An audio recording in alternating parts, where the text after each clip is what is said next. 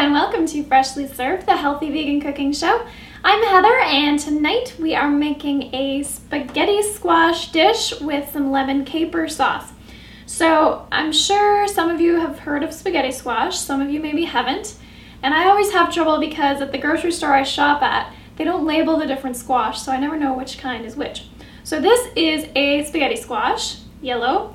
When you cut it open, there's going to be seeds in the middle just like a normal squash, but you'll notice that the flesh starts to come apart in strands which kind of look like spaghetti, hence the name spaghetti squash. So there are a bunch of different ways that you can cook this. What I'm going to do tonight is roast this in the oven, and we'll do that the same way we roast a normal squash. So the first thing you want to do is poke some holes in the squash flesh so that the heat will enter into the squash and help the flesh cook. Most squash are going to cook up really nice and soft and kind of creamy. Spaghetti squash is a little bit different because it comes apart in these spaghetti-like strands and it doesn't get fully soft. It's going to stay kind of solid, but the strands are going to break apart.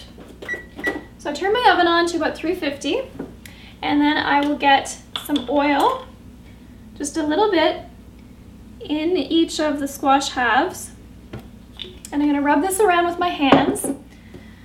Now the reason we're doing this is to protect the squash from drying out in the oven. So you really don't need very much oil, and you don't have to worry about this really adding fat to your meal because it's really tiny amount in here. Okay, so get it all over the skin on the outside and on the inside. And then we'll take some salt. Now the purpose of salt is to help the squash cook, to draw the moisture out, and to help it soften up.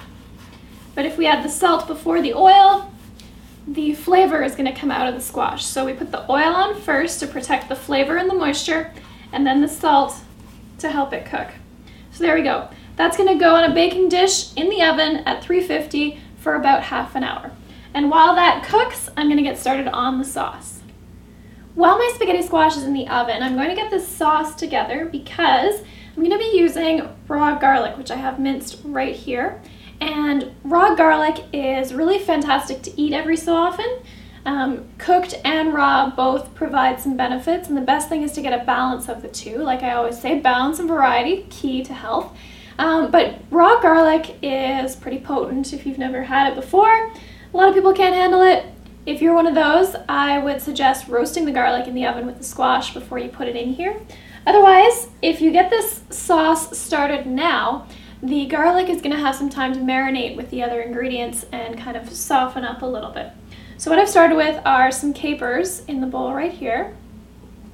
Then I have some parsley, which I'm going to chop up, and I really like parsley, so I've got a lot here, but use as much as you like. I've got a lemon that I'm going to zest and then juice, and zest is where you just take the outside of the peel off with this tool called a zester.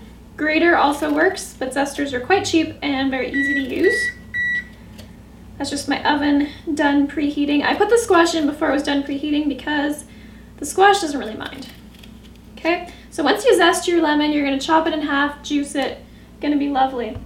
I've got some sun-dried tomatoes, which I buy the kind that are just dried, and then I soak them in water to soften them up a little bit. I'm going to chop those up and toss them in, and I've got some green onion that I'm going to chop just thinly sliced and put in here as well. If you're looking for amounts, what I normally do with this kind of sauce is I look at how much lemon juice is in my bowl now. Having squeezed it out of the lemon, I'm going to add the same amount of olive oil as I have lemon juice. You don't need any more than that. And you could probably do less if you really wanted to, but you do need some oil. And then you're just going to need to whisk this baby up. Sorry, my whisk was in the drawer. So get that whisked together, and then you're going to throw in the garlic, the parsley, the green onions, and the sun-dried tomatoes. and then we'll add salt at the very end. So I've got all my ingredients in the bowl here. You can see I have a ton of parsley. I love parsley, and sometimes it likes to escape the bowl, but I always get it back. Anyway, parsley is one of those foods that is just so healthy on so many levels. Most of the green vegetables have just a ton of nutrients in them, and parsley is definitely one of those. Now, the amount of liquid in here is very little. The reason is that I don't really need a lot of sauce on this spaghetti squash. What I basically want to do is just bring some flavor in and have it be a little bit wet so that it can coat that squash. Again, you can definitely use less parsley than I'm using here, and you could use a different herb if you like, or any kind of green, so arugula would be great. Parsley brings a nice spiciness, so that's why I mentioned arugula. It's also kind of spicy. Mizuna might be nice, depending on what you like, depending on what's available in your area.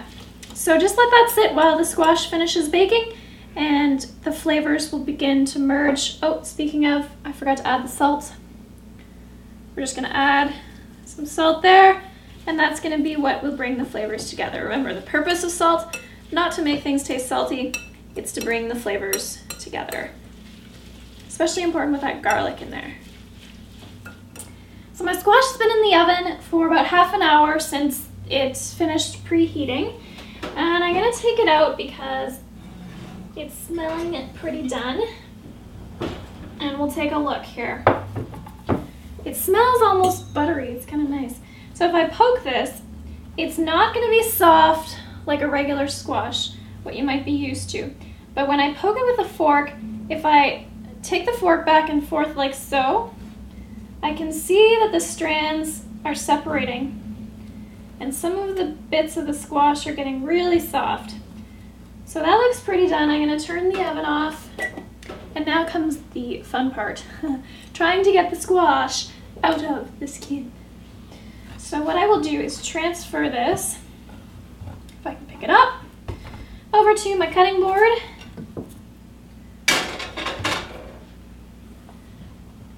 And what you need to do here is take your fork and start separating the squash from the skin. And it's never the most fun, but it's worth it because squash is great, and it's not as hard as you might think. So if you see, when I separate it with the fork, it comes out in these beautiful strands. I find the easiest way to get at this squash is to put your fork in right by the skin and then tilt it forwards, and it's going to come out. Now you can see all these beautiful strands here. A lot of people have started replacing spaghetti with spaghetti squash. I think there's still some value to getting some whole grain pasta. It is processed, but grains do have a really good place in your diet, but I think it's also really nice to get variety. So every so often, have some spaghetti squash. It's great, especially in the winter.